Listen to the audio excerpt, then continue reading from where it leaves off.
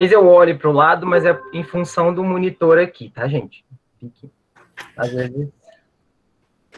Pode começar que já está gravando, tá? Ok. Vou compartilhar aqui.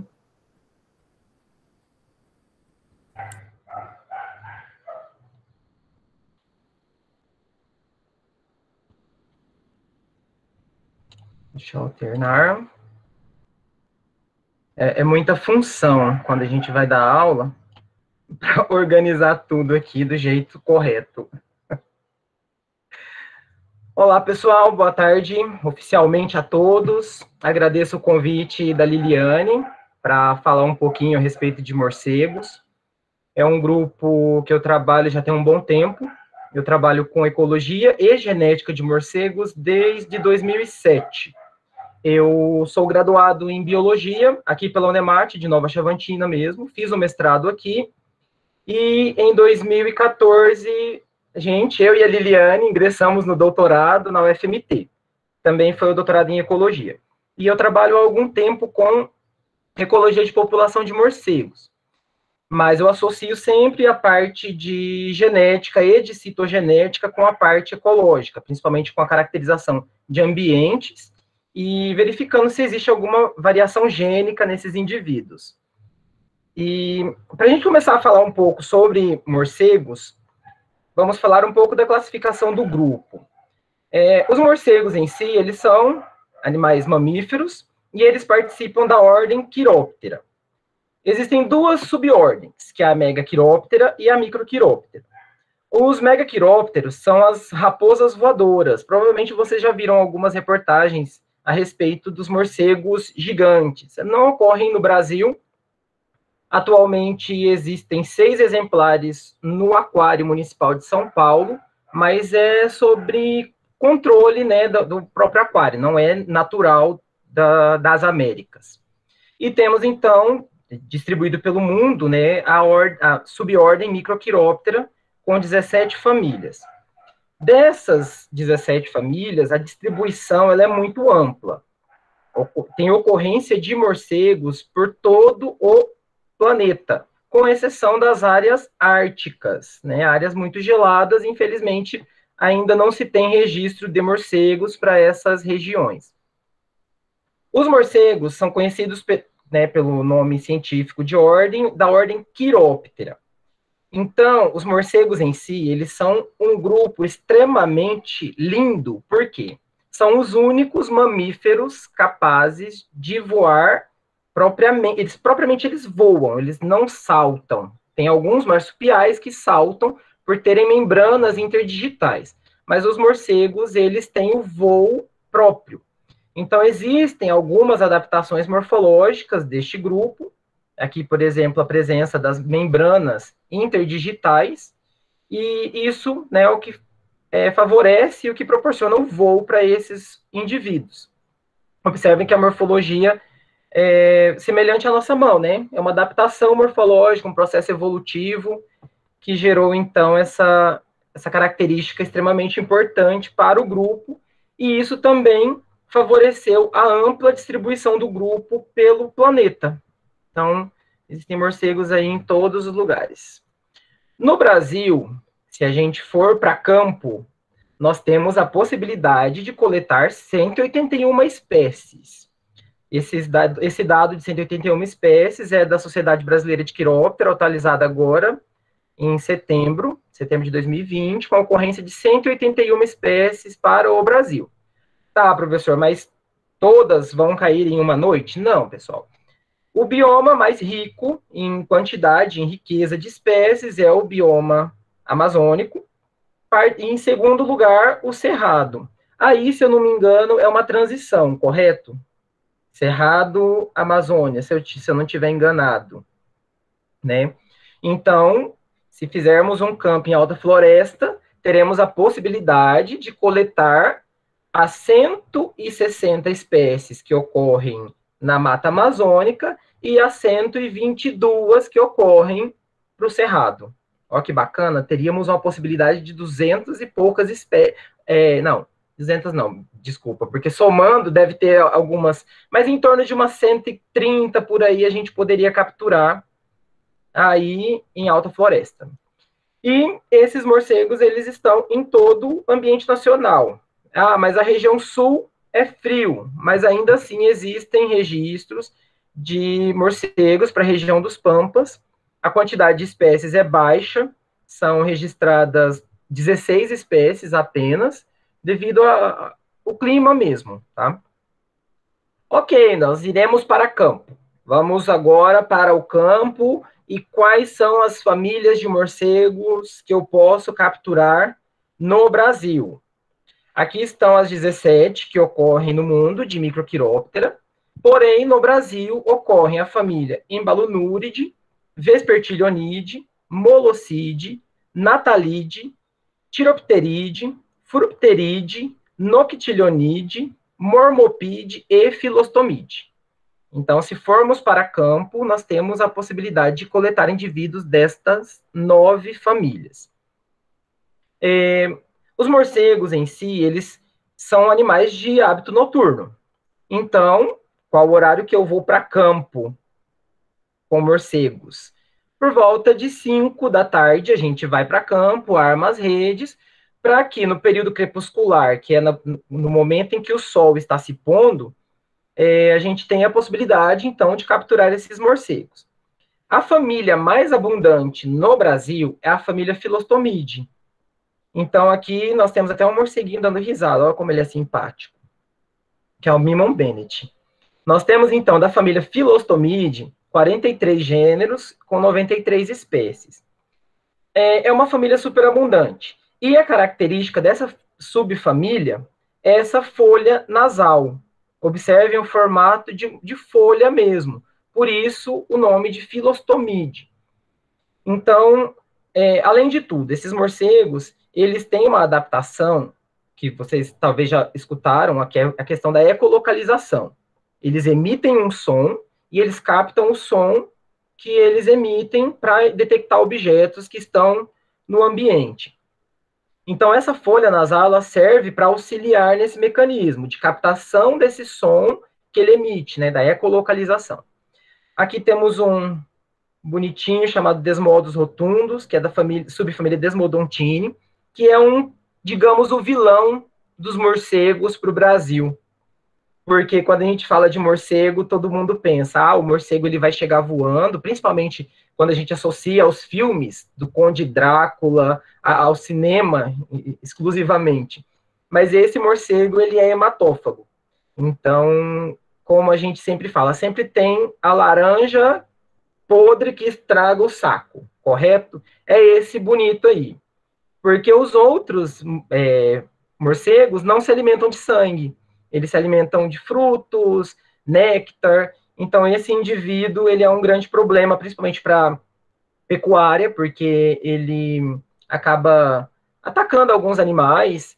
E o INDEA, no Mato Grosso, faz um trabalho de controle desses organismos, tá?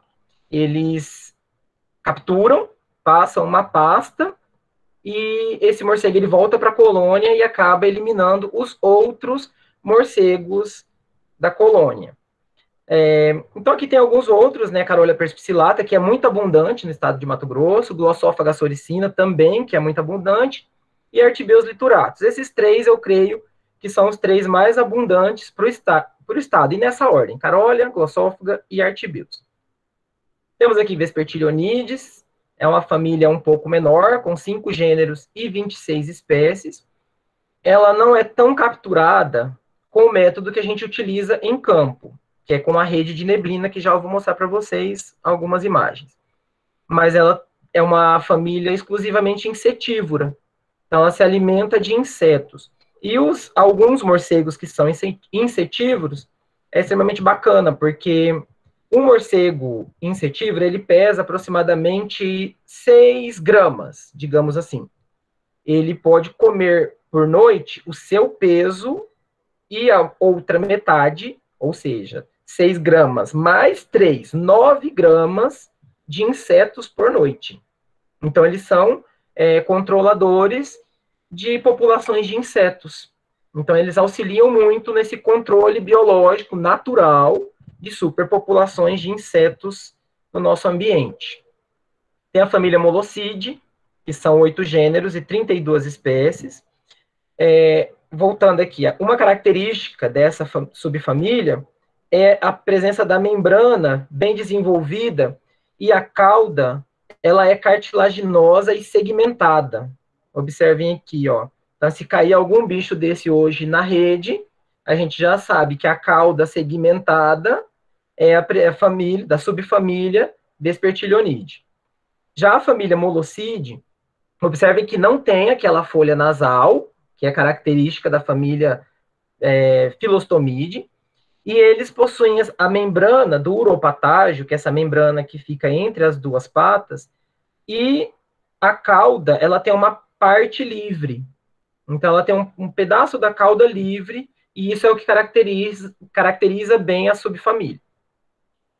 Tem a subfamília Embalunuridae, que é super legal essa família, porque os morcegos, eles tendem a ficar organizados em troncos de árvore em formato linear. Eles formam a colônia em formato linear, até mesmo para confundir predadores. Alguns pesquisadores dizem que se assemelha a uma cobra, porque eles ficam enfileirados. Então, alguns predadores, alguns pássaros, anfíbios, têm um certo receio de se aproximar devido a essa organização. E é bem bacana quando a gente arma a rede próximo a rios ou córregos, que esses indivíduos caem bastante porque eles têm preferência por esse ambiente. E essa característica dessas linhas nas costas, que é o que separa bem esse grupo. Duas linhas bem definidas. Tem a família Noctilionidae. No Brasil, possui só um gênero e 2 espécies. Eles têm uma boca muito grande e eles se alimentam exclusivamente de peixes. São carnívoros, são os famosos morcegos pescadores. Então, para a gente capturá-los, a gente teria que armar a rede próximo a curso d'água. É bem difícil de capturar esses indivíduos, porque eles têm um sistema de ecolocalização muito bom. Então, eles conseguem detectar a rede. Por mais que a rede seja fina, eles conseguem emitir o som e captar a presença de um obstáculo na frente. Então, é um pouco complicado. Seria legal se a gente souber, ó, existe um local que tem a presença de muitos morcegos, uma área de piscicultura, por exemplo. Eu tenho uma amiga aqui que falou, professor, uma aluna e amiga, né? Professor, o senhor podia ir coletar os morcegos lá na piscicultura do meu pai. Aí eu fui, e era bastante noctílio leporinos, porque eles estavam lá para se alimentar dos pequenos peixinhos do pai dela. Tem a família Fructeridae, que é um gênero e uma espécie. Essa espécie é uma das poucas espécies de morcego que se tem registro que está em ameaça de extinção, porque ela habita exclusivamente cavernas, e a presença antrópica ele não é muito favorável. Os organismos dessa família são bem especialistas e eles gostam de ambientes bem preservados. Inclusive, eu capturei um indivíduo desse aí próximo, em Barra do Bugres, em uma caverna aí, quando eu fiz um campo, e foi um indivíduo só também. Uma caverna bem preservada, onde ia passar uma linha de energia, e eu fui contratado para fazer uma consultoria com esses organismos que estavam na caverna. E aí, uma espécie ameaçada de extinção foi capturada aí perto de vocês. Olha, se a gente pudesse fazer um campo aí em alta floresta, seria bem legal, né? E aqui temos a família Mormopide, que também no Brasil só tem 4 espécies, é uma família pequena. E observem que bonitinho, olha, é extremamente peludo. Quase não é possível visualizar os olhos. Aqui tem uma imagem melhor, mas ele tem a orelha desenvolvida que tampa a parte do olho, assim. Então, mas os morcegos são cegos? Não, eles não são cegos, tá, gente? Eles enxergam muito bem. Porém, a forma que ele usa para se localizar de maneira melhor é a ecolocalização. Família Mormopide, aqui em Nova Chavantina eu já capturei 2 espécies, que é esse Pteronottus timnonotus e o Pteronottus parnelli, que inclusive fizeram parte do meu TCC, lá na graduação. trabalhei com populações dessas duas espécies. Temos a família Tiropteridae, com um gênero e 5 espécies. O que caracteriza essa família é a presença de um disco, uma ventosa, que ele possui na parte próxima ao polegar, e ele usa isso para ficar preso, fixado em folhas. Então, é muito comum encontrar esses indivíduos em palmeiras ou bananeiras, entre as folhas dessas plantas. Tá? E é super bacana. E, realmente, ela é bem adesiva. Além de tudo, devido à presença de glândulas, ele vai liberando um pouco de uma substância que se liga às folhas, então fica bem grudadinho nas folhas, digamos assim. E a família Natalidae, que possui um gênero e uma espécie, que também é muito semelhante à Philostomide, mas, ao Vespertilionidae, pela presença da cauda segmentada, só que a parte do rosto é semelhante aos Mormopídeos. Então, é uma mistura entre os dois, Vespertilio e Mormopide, que é um indivíduo da família Natalidae. Ok, como é que a gente vai identificar esses indivíduos no campo? Né? A gente vai levar uma bibliografia especializada para identificá-los. Bom, mas como que a gente vai, no campo, identificá-los? É complicado. A princípio, a gente usa algumas características específicas. Algumas espécies têm umas características bem marcantes que a gente utiliza para identificar, bater o olho, identifica. Mas nem sempre é possível identificar em campo. Aí a gente leva para o laboratório para identificar num dia posterior. Os morcegos, eu já comentei um pouco sobre o hábito alimentar, mas eles são extremamente diversificados em relação ao hábito alimentar. São insetívoros, como eu citei antes, e comem uma grande quantidade de insetos. Então, eles controlam populações de insetos ao longo da noite. Frugívoros, que são ótimos para dispersão de sementes. Então, existem estudos que falam que, depois das aves, o segundo grupo que mais faz a dispersão de semente são os morcegos. Então, eles auxiliam nesse processo de regeneração natural de ambientes que possivelmente podem estar degradados ou não. Então, existem vários estudos, inclusive, em Portugal, onde os morcegos eles são atraídos com cheiros de frutas para que eles peguem sementes de uma determinada área e defequem em uma área degradada, e a partir daí ocorre, então, a germinação dessas sementes. Já eu falo sobre as doenças, mas tem algumas. Algumas doenças, sim. No finalzinho, não me deixe esquecer. Tem também os nectarívoros. Quem gosta de pequi? Agora tem uma outra melhor ainda, que eu acho que todo mundo vai levantar a mão. Quem gosta de tequila?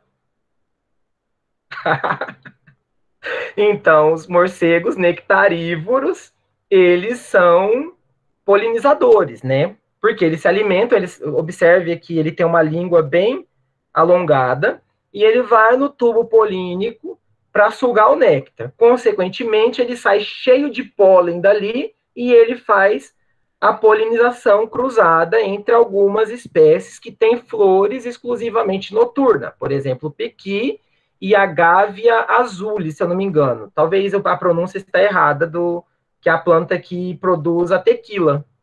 Mas é super legal falar disso, porque todo mundo passa a amar os morcegos depois disso, principalmente os nectarívoros. Quem não gosta de um piquinho, ainda mais eu que estou aqui do lado do Goiás, minha gente. E tem também os morcegos carnívoros. Os piscívoros, ranívoros, tem até algumas espécies de morcegos que se alimentam de pequenos mamíferos, que é o Vampirum spectrum. Eu capturei um Vampiro espectro, foi o primeiro registro dele pro Cerrado no ano de 2011, capturei aqui em Nova Chavantina mesmo, e ele tinha de envergadura, que é de uma ponta da asa à outra, 90 centímetros, né, a abertura da asa de 90 centímetros. Foi o maior morcego capturado pro estado e foi o primeiro registro dele pro Cerrado, que é a vegetação é exclusivamente de Cerrado. Então, eles fazem um controle de populações de rãs, de pequenos vertebrados, alguns artrópodes também, alguns organismos menores, eles se alimentam. E como eu citei, tem os hematófagos, que são, então, a parte ruim dos morcegos. No Mato Grosso é muito comum desmodos rotundos, e tem registro de Gemos iundi lá, como que se chama o município? Cláudia, município de Cláudia. Se eu não me engano, fica aí próximo também, né? Então, tem registro dessa segunda espécie aqui, Gemos iundi, para o município de Cláudia. Até então, aqui eu só capturei desmodos rotundos. Aqui é um morcego que eu capturei no meu TCC, e eu coloquei um desmodos rotundos dentro de um saquinho de pano. Porém, esse aqui ficou dentro de uma gaiola de madeira, e eu deixei o desmodos dentro de um saquinho. Ele conseguiu perfurar o saco, e ele veio se alimentar do outro morcego, do sangue do outro morcego. Observa aqui a abertura nas costas do morcego. Isso são os percalços que acontecem ao longo dos campos da gente, ok? Então, esses são alguns dos morcegos que a gente pode capturar no nosso campo. Então, a gente vai usar uma bibliografia para identificá-los. Essa parte do hábito alimentar é uma característica que pode ser estudada dentro da ecologia de populações, porque as guildas alimentares é algo extremamente legal, porque se você faz coleta de morcego ao longo da noite inteira, você consegue perceber uma distribuição desses grupos ao longo da noite. Então, se eu quero trabalhar com morcegos insetívoros, por exemplo, que horas que eu preciso ficar coletando? No início da noite. Por que no início da noite? Que é o período em que os insetos também saem, as revoadas de insetos, e esses morcegos se alimentam. Os morcegos frugívoros, eles têm uma atividade durante o período noturno quase que todo. Mas alguns pesquisadores já comprovaram que não é necessário ficar a noite inteira com a rede aberta. Basta ficar das 6 à meia-noite que a gente consegue capturar uma grande quantidade de indivíduos, né, uma grande abundância, e também uma grande riqueza de espécies. Bom, vamos para campo. É assim que ficam as coisas no laboratório, tá, gente? Campo, como todo mundo sabe, não é nada legal. Mentira, é a parte mais legal da biologia ir para campo. É a melhor parte. Então fica desse jeito. Essa foto eu tirei essa semana, porque estou indo para campo, apesar da pandemia. Estamos indo para campo com uma aluna de mestrado aqui, de Nova Chavantina mesmo.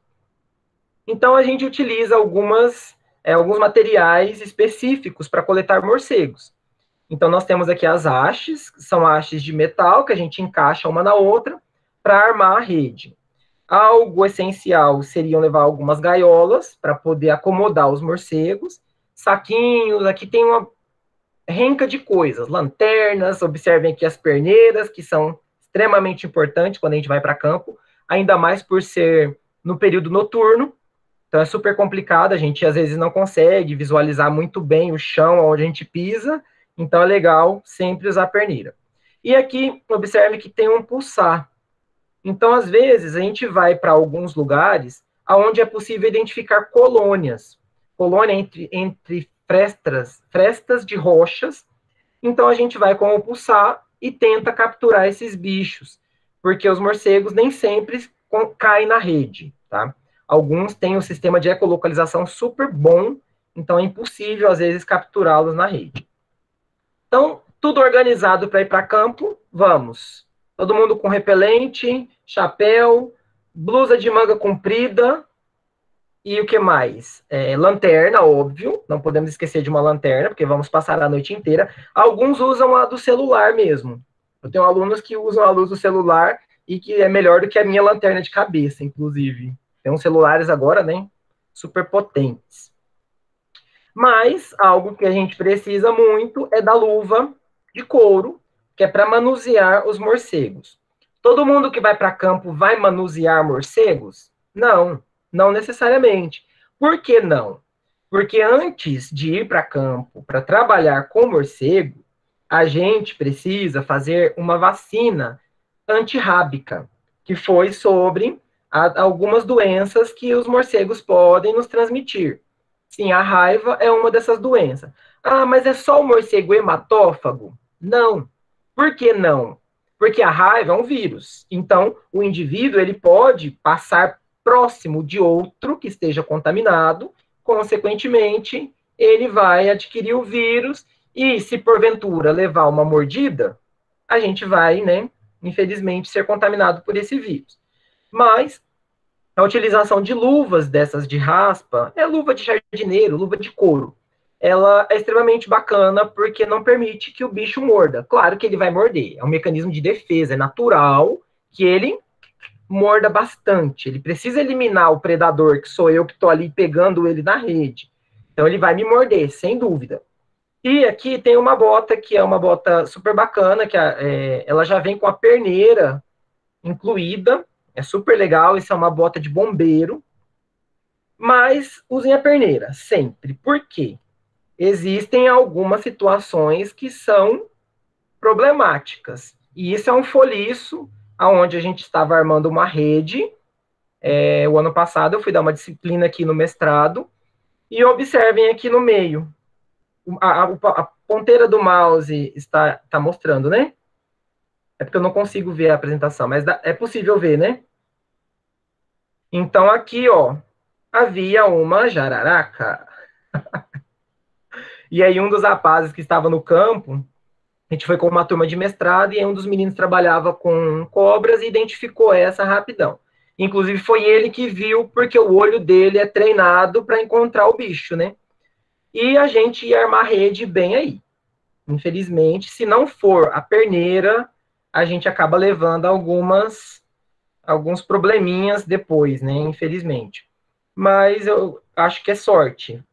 Poucas vezes que eu fui para campo, eu encontrei cobras, não pelo fato de não ter, mas é talvez pela questão do olho não ser treinado para encontrar o organismo no campo. Então, tem que ter muito cuidado, principalmente quando a gente vai em muitos alunos.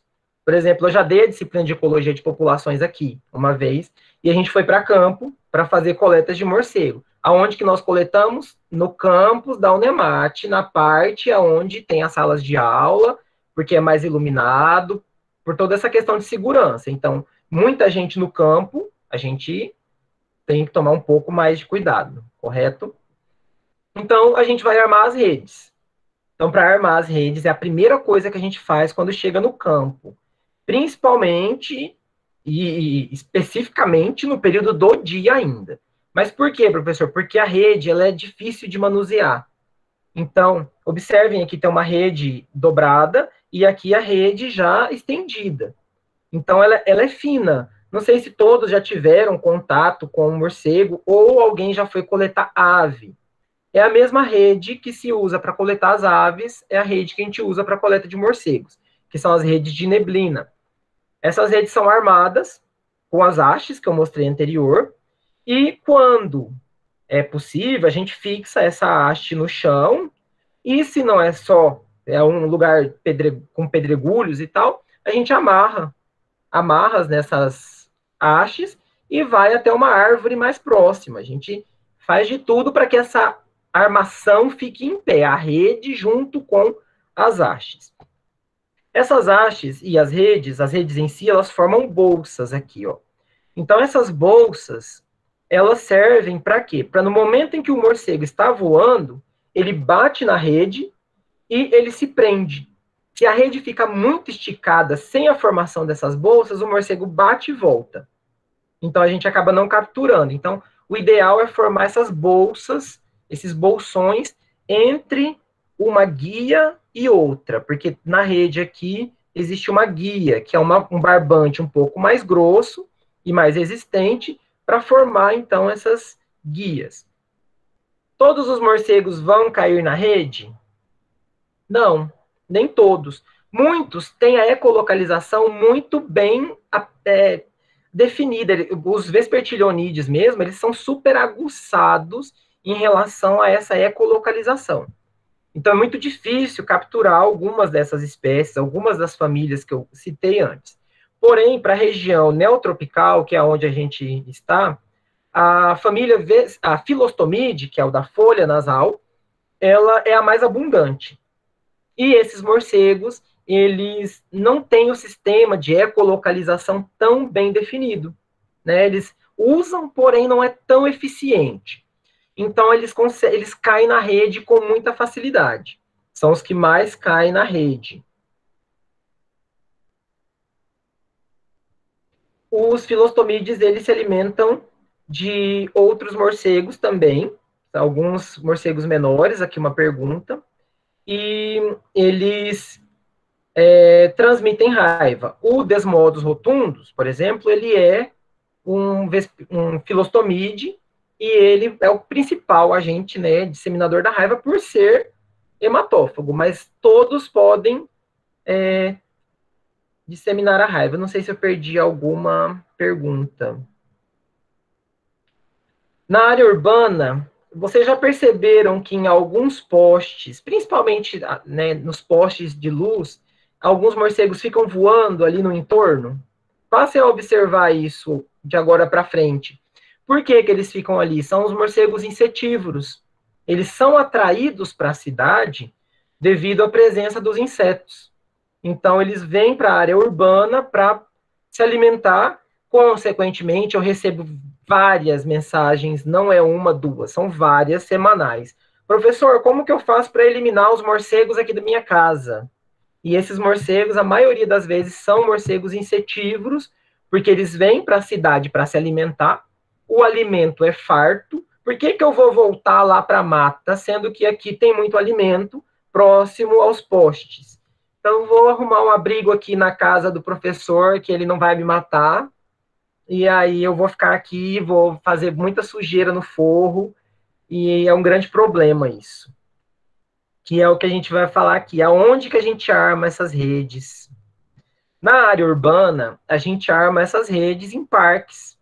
Aqui é uma praça aqui de Nova Chavantina, que tinha uma grande ocorrência de morcegos, e aqui próximo a uma saída de abrigo, que é na parte entre o telhado e o forro da casa, que geralmente as pessoas não fecham. Então, é um abrigo muito propício para os morcegos, porque tem o alimento disponível na cidade, tem o recurso e tem o abrigo. Imagine, ele tem um abrigo durante o dia quentinho, porque o sol está ali incidindo no telhado e o abrigo fica quentinho durante o dia. Então, é algo perfeito, um lugar ótimo para pôr esses morcegos, para sobreviver, né, para a sobrevivência dos morcegos. E as redes, elas são armadas, em média, 3 metros de altura. Cada haste tem 1,20 m. Então, ela fica em torno de 1 metro, 1,5 m de altura. 3 metros, 3,5 metros de altura. E algumas famílias detectam a rede com muita facilidade. Vespertilionide, Moloside. A única que cai com facilidade mesmo é a família Philostomide. Então, os morcegos que abrigam as residências, a maioria é Moloside. E eles detectam bem a rede. Então, o ideal é o quê? Você quer que eu vá coletar morcego na sua casa? Eu vou. Mas você vai identificar a saída de abrigo.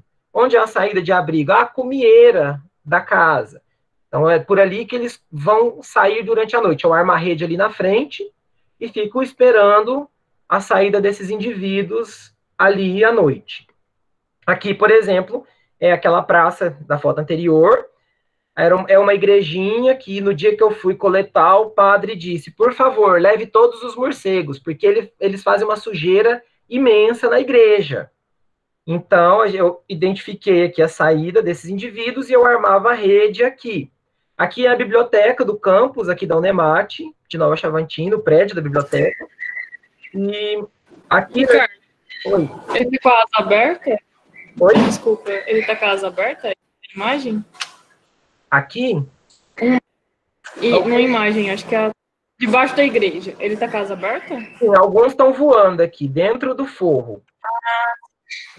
Tem alguns voando aqui. Então, assim, a gente identifica o ponto de saída e vai capturar morcego. Aqui na Unemate, não sei se vocês conhecem ou já ouviram falar sobre o campus daqui de Nova Chavantina. O campus é dentro de uma reserva biológica, que é chamado de Parque do Bacaba. Então, aqui tem uma riqueza muito grande de morcegos no Parque do Bacaba. Inclusive, eu estou com um artigo aí para sair, onde a gente já capturou mais de 60 espécies só no parque que a universidade está inserida. Então, isso é uma riqueza muito grande. E como ali na parte do campus mesmo tem luz, os morcegos insetívoros abrigam os forros de sala de aula, forro de biblioteca, forro de laboratório, é incrível. Inclusive, agora, antes da pandemia, eu falo agora porque parece que eu ainda estou em março, tá, gente? Não parece que teve esse longo período até hoje. Esses dias me chamaram para eliminar os morcegos. O pessoal da agronomia queria eliminar os morcegos. Eu falei, gente, não é bem assim. Vamos criar um plano, uma estratégia. E aí retiramos os telhados, fechamos todos os buracos, pronto, acabamos com os morcegos das salas de aula. Então a gente identifica, coloca a rede fora. Aqui era uma residência, um quartinho no fundo de uma residência de uma senhora que tinha muito morcego. Então ela usava isso aqui como dispensa, só foi armar a rede dentro da própria dispensa que a gente conseguiu tirar quase todos os morcegos daqui. Eles ficam geralmente nesses cantinhos, eu não sei se na imagem dá para ver aqui um morceguinho, ó. Aqui bem no cantinho. Então, é bem que é um grande problema, porque eles são pequenos, então eles entram em qualquer fresta. Não é tão difícil para que ele entre pelo próprio telhado. Ainda mais aqui, não sei, aqui é comum um telhado de barro, tipo da igrejinha aqui. Então, qualquer frestinha ele vai entrar e usar aquilo ali como um abrigo, tá? E aí, no mato, onde que eu vou montar a rede? Eu preciso identificar, aqui, por exemplo, essa área em cima. Como estamos num período de seca, essa foto também foi tirada essa semana passada no campo que eu fui. Aqui é uma área de cerradão. Então, observem que a gente tem pouca gramínea, porque a gente está vindo de um período de seca, então está bem aberto, está bem espaçado a área, né? A vegetação está bem rala devido à seca. Mas a gente busca identificar rotas de voo. Rota de voo, por quê? Eu vou pôr a rede em uma área extremamente fechada, o morcego ele não vai nem passar por aquela área. Então, a gente busca identificar clareiras dentro da mata. Aqui é uma coleta feita, aqui é a menina que faz o mestrado e o nosso auxiliar de campo. Aqui é no parque, uma das estradas do Parque do Bacaba, aqui de Nova Chavantina. A gente armou a rede atravessando a rua, digamos assim, do parque, para tentar pegar os morcegos em rota de voo, que é o lugar por onde ele usa para se deslocar. Então, a gente vai para campo, identifica esses lugares mais abertos. Não vamos pôr rede em áreas fechadas, porque vai ser o que a gente chama de um verdadeiro tiro no pé, não vai cair morcego. Porque a área fechada, eles não vão usar uma área tão fechada para o voo, tá? Aqui também é próximo lá a mata de galeria do córrego do parque também. A mata aqui está um pouco mais fechada, que já tem um pouco de gramíneas, mas observem que depois do período de seca é bem aberta a vegetação, então facilita um pouco para armar as redes. Alguns trabalhos nossos aqui, a gente identificou uma presença maior de morcegos em áreas mais fechadas, tá? Essa pergunta sobre morcegos em uma determinada vegetação e espécies. Áreas mais fechadas têm a ocorrência maior de diversidade de morcegos. Vai depender muito da espécie. Quando a gente fala de alguns morcegos que são generalistas, que ocupam todo o ambiente, por exemplo, Carolia perspicillata, Philostomos astatus, Artibeus lituratus, Platyrrhinus lineatus, são espécies bem generalistas, ocupam todas as áreas.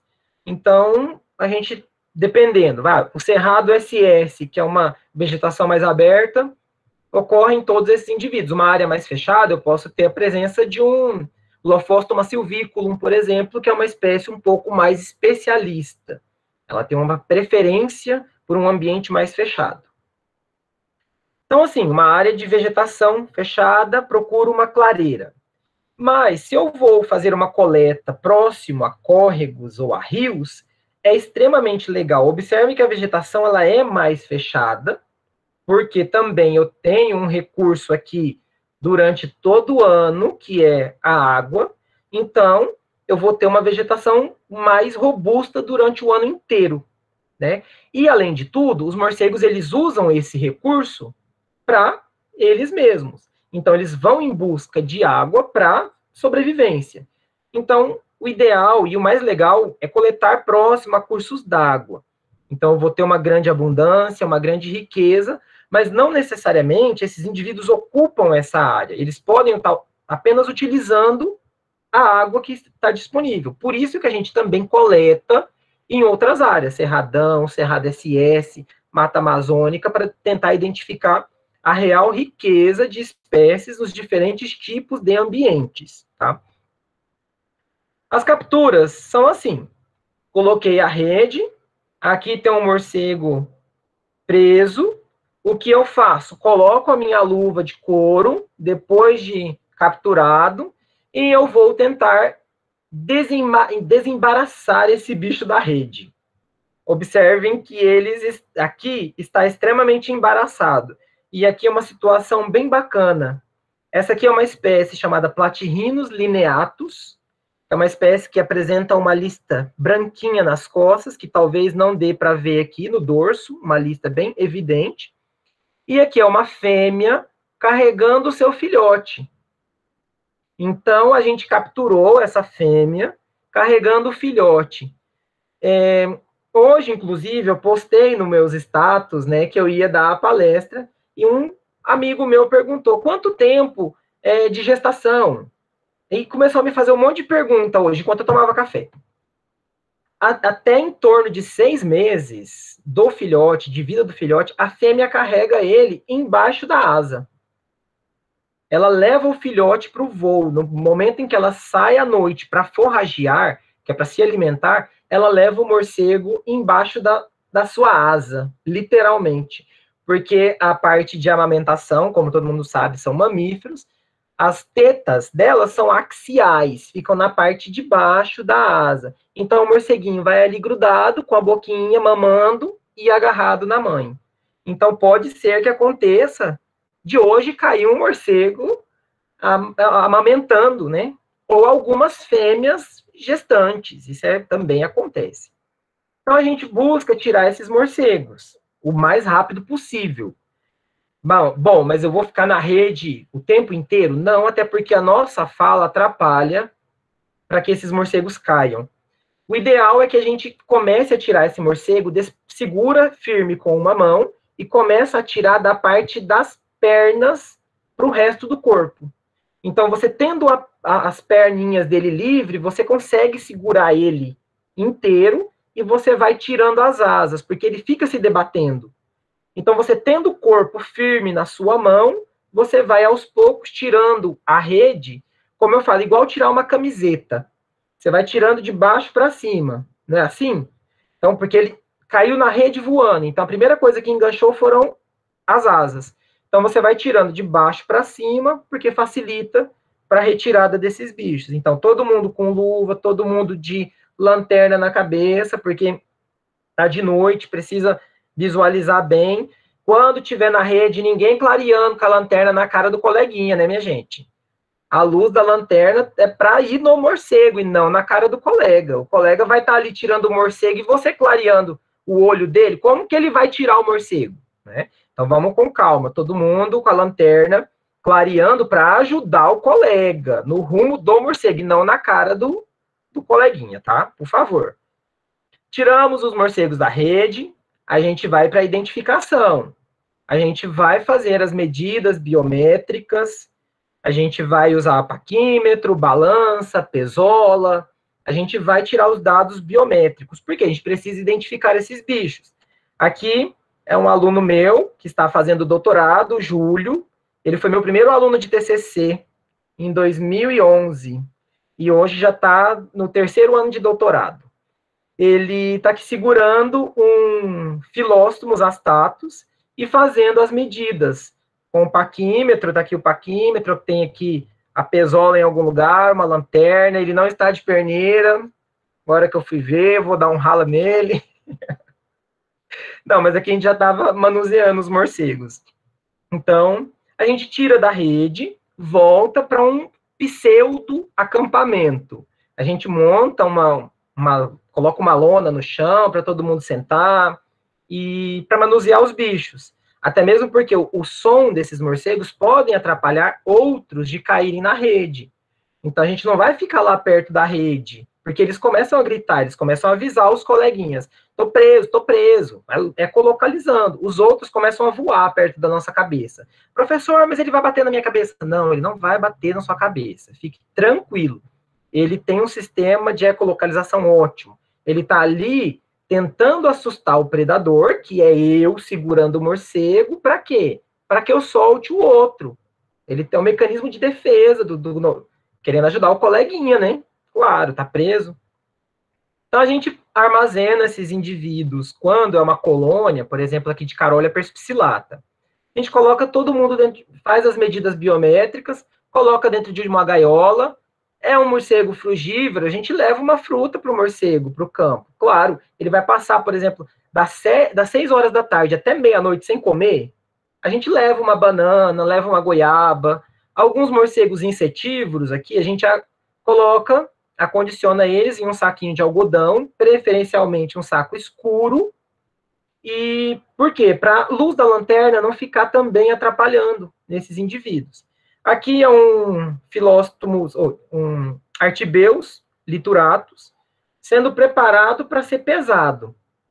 Ele é grande, é um morcego de porte grande, então a pesola não era o suficiente. A gente estava acondicionando ele ali num saquinho para poder pesar ele numa balancinha que eu tenho. Ok, a gente capturou os morcegos, identificou as espécies. Aqui eu tenho Carolia perspicillata, aqui eu tenho alguns insetívoros que eu coloquei nos saquinhos, ou até mesmo um Artibeus, eu não vou pôr numa gaiola, sendo que eu posso acondicionar aqui vários outros de uma única colônia. Então, deixo uma gaiola para aquele grupo que é mais abundante. A gente vai identificar isso ao longo da noite. A gente coloca aqui os mais abundantes. E vai acondicionando no saquinho os outros. Tomar bastante cuidado, porque eles vão morder esse saquinho. Então, se vai manusear o saquinho, tem que estar de luva de couro. Tem que estar com a luva. Aqui eu estou segurando, mas é só na cordinha, então não tem problema. E com o tempo a gente vai tendo traquejo também, de segurar o bicho, a gente vai tendo mais destreza com o animal. Então, com o tempo, tudo é com o tempo, a gente vai ficando bom no que faz. E aí a gente vai identificar algumas características. Bom, falei bastante sobre morcegos, identificamos, e eu quero trabalhar com população. Eu quero trabalhar com ecologia de populações, que a professora Liliane está dando a disciplina, certo? Existem várias variáveis que eu posso analisar dentro de uma população. Vocês viram que a gente colocou a rede hoje, e a gente pega os morcegos que caem na rede. A gente não consegue, eu vou no campo para pegar somente Artibeus. Eu vou no campo para pegar somente Desmodos rotundos. Não, não tem como. A rede ela é seletiva, mas seleciona todo mundo que está voando. Né? Todo mundo que está voando vai cair na rede. Ao longo dos nossos estudos, a gente vai armar essa rede com uma certa periodicidade. Eu quero armar a rede para identificar os morcegos que ocorrem em uma determinada área. Eu vou armar ela hoje, daqui um mês eu vou lá e armo rede novamente, 2 meses, 3, 4. O ideal é coletar na mesma área 12 vezes, 12 meses. Por que 12 meses? Porque eu consigo pegar as 2 estações que são bem definidas, principalmente para os nossos 2 biomas, amazônico e cerrado. Estação chuvosa e estação seca. Eu quero identificar, vou usar agora como exemplo, Artibeus lituratus, que é esse que está ali enrolado, parecendo um sushi nesse pano. Eu quero trabalhar com esse grupo, eu quero identificar o mecanismo de reprodução, qual o período do ano em que é mais abundante a ocorrência desse morcego na área X. Então, a gente arma com essa certa periodicidade a rede, o ideal 12 meses. Por quê? A partir disso, eu consigo identificar qual o período de gestação, qual o período reprodutivo para essa espécie. Esse não é Artibeus lituratus, esse aqui é o Desmodos rotundos, tá? que é o hematófago. Observe o tamanho da barriguinha dessa moça. Ela está prenha, ela está em período de gestação. E isso pode variar entre 2 a 7 meses. Para cada indivíduo, vai gerar, então, esse período, né? Um período de gestação específico. Os morcegos insetívoros têm um período de gestação mais curto. E os frugívoros, já foi identificado que um período de gestação um pouco mais prolongado. Até mesmo pela questão alimentar. As frutas, os nutrientes, os insetos, os nutrientes, então tem toda uma associação que você, como ecólogo, pode trabalhar. A guilda alimentar e o período de gestação. Olha que bacana, já dá um trabalho com desmodos rotundos. Ele tem alimento disponível o ano inteiro, porque ele se alimenta de sangue. Então, se você captura desmodos o ano inteiro, você consegue associar período de gestação, guilda alimentar, preferência por ambiente. Então, você já tem aí um TCC na mão, só com desmodos rotundo, com uma população de desmodos rotundos. Aqui, por exemplo, eu tenho uma tabela de 2 espécies, que são Artibeus lituratus e Artibeus planirrostris. Eu fiz coletas em 2 anos. Foi o TCC de um aluno meu e os dados que eu fiz de coleta no meu mestrado. Peguei somente os dados para Artibeus lituratus e Artibeus planirrostris, que ocorriam em 4 áreas de cerrado SS e 4 áreas de cerrado de cerradão. E o que eu identifiquei? Artibeus lituratus, por exemplo, fêmeas gestantes. Agosto, setembro, outubro, novembro, dezembro e janeiro.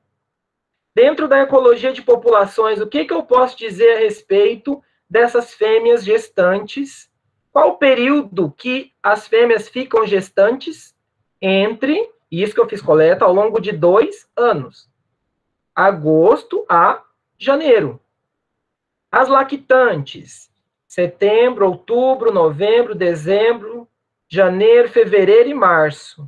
Quando elas estão lactantes, a parte das mamas são bem desenvolvidas, então é fácil identificar. Observe, o período de reprodução inicia em agosto, elas já começam a ter filhotes em setembro, e eu consigo analisar o período de gestação junto com o período de lactação, para uma espécie, dentro da ecologia de populações. Então, isso é bacana, identificar o quê? A história natural do bicho, qual o período que ele usa para reprodução. Por que ele usa esse período para reprodução? Quem poderia chutar algo associado a essa situação? O que acontece nos últimos meses do ano aí, onde vocês moram? O que está começando a acontecer agora, de vez em quando, bem esporádico? Exatamente. A chuva. Ah, muito bem. Já podem trabalhar com morcegos. É o período chuvoso. Então, é um período em que os morcegos têm mais disponibilidade de recurso. Consequentemente, é muito melhor para uma fêmea ter os filhotes no período em que tem recurso disponível do que no período de seca. Então, já é um processo adaptativo dessas espécies para gerar os seus filhotes no período de chuva. Aqui tem algumas imagens só mostrando, algumas pessoas trabalham com a ecologia também, associado com a parte reprodutiva, realizando raio-x para identificar o desenvolvimento do filhote durante esses períodos, a quantidade de filhotes que essas fêmeas geram. Então, isso é um outro trabalho que pode ser feito dentro da ecologia de populações, analisar quantos e como que é o período reprodutivo. Vamos entrar lá na parte da embriologia um pouco, quanto tempo demora para a gestação, né? Então, isso é algo bacana também para se fazer. Aqui tem uma fêmea com a tetinha aparente, por isso que a gente consegue identificar aqui uma fêmea lactante, e aqui foi um caso à parte, que foi uma fêmea que eu coloquei na gaiola, e ela teve um aborto espontâneo. Ela acabou, pelo estresse de retirada de rede e movimentação, ela acabou perdendo o filhote na gaiola.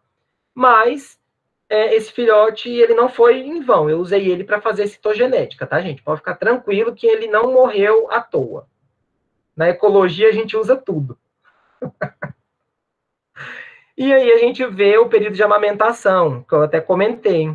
Observe aqui o filhotinho grudado na parte axial das fêmeas, ó, mamando.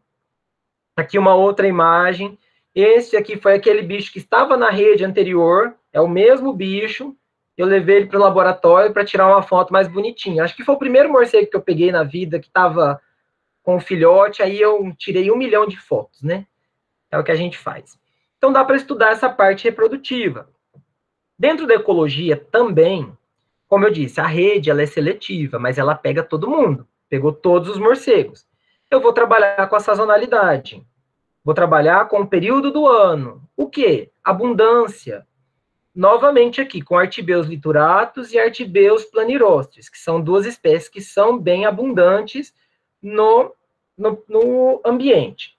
Então, aqui nós temos o período chuvoso com a maior quantidade de indivíduo, maior abundância. Então, a gente pode analisar isso ao longo do tempo, né? De 2, 3 anos, qual o período de maior abundância em determinado ambiente. O período de atividade.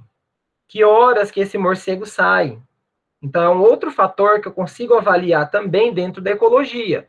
Eu tenho aqui o horário preferencial. Eu coletei das 6 às 6 da tarde às 6 da manhã. O pico de atividade era entre as 8 e 11 horas da noite, para Artibeus lituratus. Para Planirostris, eu percebi que aqui, ó, um pouco antes, às 8 às 11. Então, a gente pode avaliar também o horário de atividade, que horas que esses morcegos estão saindo para se alimentar. A temperatura também é um fator extremamente bacana para avaliar. Por quê? Para essas duas espécies também, para Artibeus lituratus e para Planirostris. Eu capturei morcegos com a temperatura de ambiente de 14 graus a 29 graus. Porém, o que eu posso notar? Ó, que entre 20 e 26 graus é uma temperatura boa. Então, eu consigo, para essas duas populações, definir, olha, se tiver muito frio, não adianta ficar com a rede aberta. Se estiver muito quente, também não adianta. Então, são fatores e situações que a gente consegue avaliar dentro da ecologia de populações. Algo também que a gente pode avaliar para populações são os dados biométricos. Fazer uma correlação entre peso e tamanho corpóreo, peso e tamanho de antebraço, peso e tamanho cranial. Então, assim, tem vários fatores biométricos que a gente pode avaliar também. Ok, identifiquei uma variação, levei esse bicho para o laboratório, e como eu trabalho com genética de populações, além da ecologia de populações, eu posso trabalhar com a citogenética. Aqui foi um bicho, uma espécie que eu capturei no meu doutorado, Lophostroma silvículum, e eu observei que o par de cromossomos 15 e o par de cromossomos 16 era um pouquinho diferente para alguns indivíduos. Aqui eu tenho um par de cromossomo acrocêntrico, acho que vocês já fizeram genética básica, ou talvez vão fazer daqui uns dias. Um par de cromossomo acrocêntrico e aqui é um par metacêntrico. Então, alguns indivíduos tinham um cariótipo com essa conformidade e outros com essa. O que eu fiz? Uma análise de genética de populações. Vamos identificar se, além da variação cariotípica, se esses bichos têm variação molecular. Aí eu fiz todo o procedimento, extração de DNA, PCR para amplificação de gene, corri gel para verificar as bandas desses materiais e quantifiquei meu DNA. Mandei para o sequenciamento me mandou os picos de fluorescência em relação às bases nitrogenadas que formam aquele gene, avaliei os meus picos, adenina para os indivíduos que tinham aquela variação cariotípica, e fiz uma distância genética para esse grupo, para essas duas espécies, Lophostroma silvícola e também Tonnatia bidens. e observei que, infelizmente, não tinha distância genética o suficiente a ponto de ser duas espécies distintas. Então, além dos dados morfológicos, citogenéticos e moleculares para uma população, eu defini que a distância genética era curta e então ainda era a mesma espécie, mesmo tendo uma variação cromossômica, tá? Mas eu levo todos os bichos para o laboratório? Não, né, gente? Não é a minha função fazer uma chacina de morcegos. Deus me livre. Quanto menos levar para o laboratório, melhor. Então, a gente solta esses animais. Alguns, eles têm, como a gente captura no início da noite, então o ideal é colocá-los pendurados numa árvore, para que quando ele sair do susto de estar preso durante um tempo no saquinho, ele sai voando normalmente. A gente coloca a luva e coloca o morcego na mão. Se ele voar, beleza. Se não, a gente pendura na árvore e espera que ele vá, ok? Então, assim, a gente faz várias situações. E esse horário aqui já é meia-noite, tá, gente? Então, estamos voltando do campo meia-noite. Capturamos várias espécies, soltamos, pegamos um pedacinho de tecido da membrana da asa, porque a gente quer trabalhar com DNA de populações.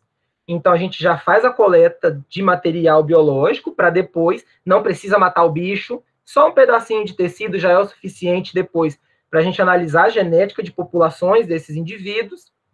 E, no final da noite, tivemos várias espécies capturadas.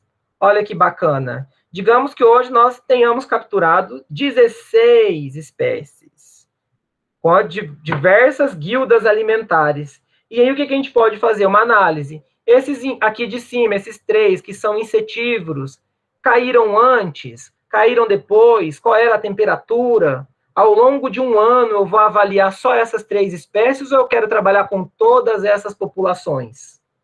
Olha que bacana. Já é algo... Outro TCC aqui. E a parte mais legal de trabalhar com morcego, sabe qual é? É essa. Cada noite é um pôr do sol mais bonito do que o outro. Vocês não têm noção. Não tem sol quente durante a noite. E olha... Que beleza, cada noite um pôr do sol mais maravilhoso do que o outro. Eu falo, gente, os morcegos, eles não são lindos, eles são lindos, lindos, lindos, lindos. São perfeitos, tá? Então é isso. Espero que tenham gostado da aula de campo. Que saibam armar uma rede. E agora vamos identificar morcegos nas próximas aulas, quem sabe? Quem sabe, né, Ricardo? Parabéns pela excelente apresentação. Quem sabe, né, quando voltar o presencial... tá me ouvindo? Dá para me ouvir? Quem sabe quando voltar o presencial a gente consegue marcar uma aula de campo conjunta? Já pensou? Que show? Seria super legal. Super legal. Ah, tem alguma pergunta aqui que eu não respondi, gente? Deixa eu ver aqui. Deixa eu ver... A pergunta, o que você faz com os morcegos coletados nesses locais? Quando você faz o salvamento, a galera chama você para tirar a colônia de morcego, o que você faz com eles? Geralmente a gente leva para algum lugar de mata. Só que os morcegos, eles têm um sistema de localização muito bom.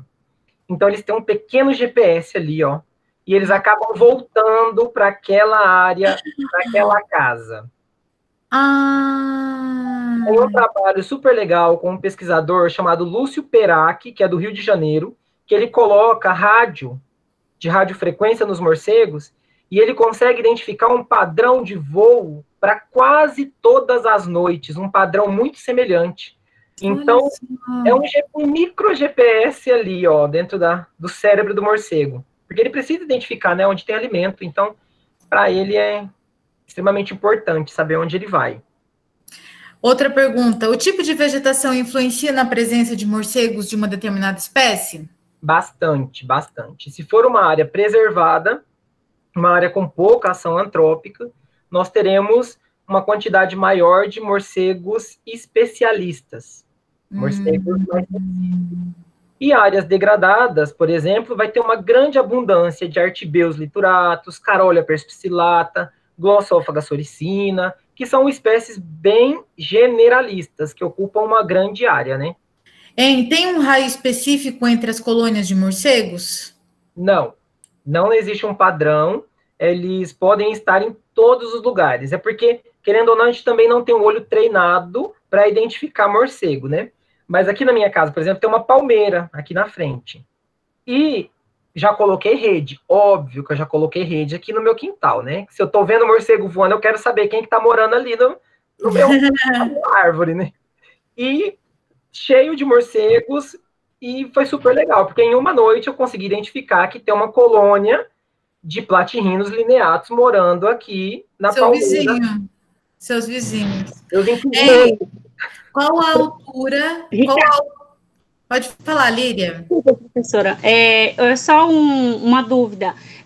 Ricardo, pode acontecer de duas espécies de morcego, tipo, conviver no mesmo ambiente? Tipo assim, numa casa, num telhado, duas espécies diferentes? Pode ocorrer? Pode. Por exemplo, num forro, pode acontecer de ter 3 a 4 espécies diferentes. Só que o que eles fazem ali dentro? Eles fazem uma organização. Pequena parte fica num canto, no outro, eles fazem uma pequena separação diária, até mesmo para não ter briga, né, entre os... Ah, tá. Então, um respeita o espaço do outro no mesmo ambiente. Bem organizado, né? Legal. Exatamente. E assim, por exemplo, numa caverna, se vocês entrarem numa caverna e começarem a clarear no teto da caverna, vocês conseguem identificar várias espécies. E eles ficam separadinhos, grupinhos num canto, outro grupinho no outro. Então, as espécies se separam, elas não ficam um aglomerado de espécies distintas. Até mesmo quando a gente coleta, a gente não junta espécie diferente, porque pode dar uma briga e a gente não quer separar a briga de morcego, né?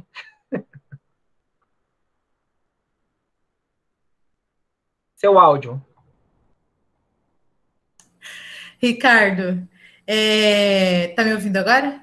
Sim. Tem alguma altura padrão para colocar as redes? É, em média, 3 metros de altura. Porque cada haste são 3 partes a haste. Cada haste tem 1,20 m. Então, somando tudo, dá 3,60 m. Então, 3 metros, 3,5 metros. Outra pergunta, como que você faz para capturar esses morcegos que são difíceis de pegar na rede, que tem essa ecolocalização muito apurada? A gente usa a identificação da colônia, às vezes, nas frestas de rocha, mas, infelizmente, eles não caem muito. É muito raro cair. Então, o que tem sido feito agora é a utilização de sonares. O uso, a gente ainda não tem aqui, porque a gente está em processo de aquisição, inclusive, de um rádio de emissão de frequências dos sons dos morcegos e gravações. Então, esse equipamento ele vai emitir o som e vai captar o som dos morcegos que estão em rota naquele ambiente. Então, isso já tem sido usado muito na América do Norte, na Europa também, e a gente está tentando a aquisição desse equipamento, em parceria com o Instituto Americano aí, porque o equipamento é um pouco. Então, acho que agora é a última pergunta. O que fazer quando a gente encontra morcegos hematófagos em propriedades rurais? Chamar o INDEA. Chama o INDEA porque eles fazem um controle.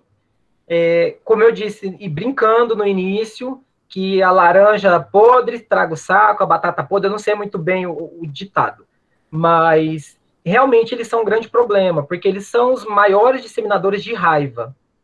Então, é um processo evolutivo que o animal teve para se alimentar de sangue, exclusivamente de sangue. Então, qual a função ecológica do morcego? Bom, eu sou ecólogo e eu não sei te dizer. E trabalho com morcegos desde 2007. Desde 2007. Então, não tem ainda... ele tem uma importância ecológica. Não, porque ele só dissemina raiva. Infelizmente. Esse hematófago, né? Sim. Inclusive, teve uma aula que a gente estava falando sobre grupos funcionais e guildas, e aí alguém perguntou, mas escuta, qual a função desse morcego hematófago? E não existe, não há algo comprovado. O que tem sido feito é assim, como ele as pessoas têm aquela noção de que o morcego, por causa dos filmes norte-americanos, que ele vai chegar voando, grudar no meu pescoço, chupar o meu sangue, porque ele tem canais no dente. Não, não é igual o Conde Drácula. O Conde Drácula é um fictício, né, gente? Então, o que acontece? O morcego hematófago, ele faz um pequeno corte, um microcorte, só que antes ele lambe aquela área. Ele tem uma substância anestésica e anticoagulante na saliva. Ele lambe para dar uma anestesiada, faz um cortinho com o incisivo e vai lambendo o sangue. Ele não tem um canudinho para ele chupar o sangue. Ah, meu Deus. Então, assim, eles fazem isso. E em Portugal, tem um pesquisador na cidade do Porto, que ele conseguiu extrair essa substância da saliva do morcego, e hoje existe um medicamento para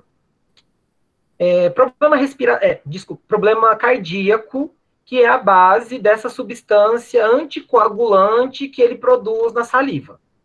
Então, assim, tem essa importância médica, mas a gente ainda ecológica, não sei. Eu fico devendo uma importância ecológica do morcego hematófago, porque eu acho que não tem. Só isso. Pessoal, mais alguma pergunta? Já são 3h15. Podemos fechar por aqui, então? Então tá, Ricardo, ó, parabéns pela excelente palestra, foi muito show, aprendi muito sobre morcego, tá? E aí, depois que voltar para mim o arquivo dessa webconferência, eu já vou colocar no YouTube e te passo o link do YouTube, tá? Ok. Ok? Muito obrigado, bom final de semana. Obrigada de coração. Valeu muito, foi show. Abraços virtuais em vocês. Abraços virtuais. E o pessoal da turma de Ecologia de Populações volta daqui meia hora. Eu vou dar meia hora de intervalo para vocês, tá? Então, quando for 15:45, a gente entra, tá? Tchau, gente. Venham conhecer a Nova Diamantina. Pode deixar que eu vou, hein? Todos convidados. Tchau. Opa! Tchau, Fiquem tchau. bem. Fiquem todos bem. Você também. Se cuidem. Tchau. Tchau.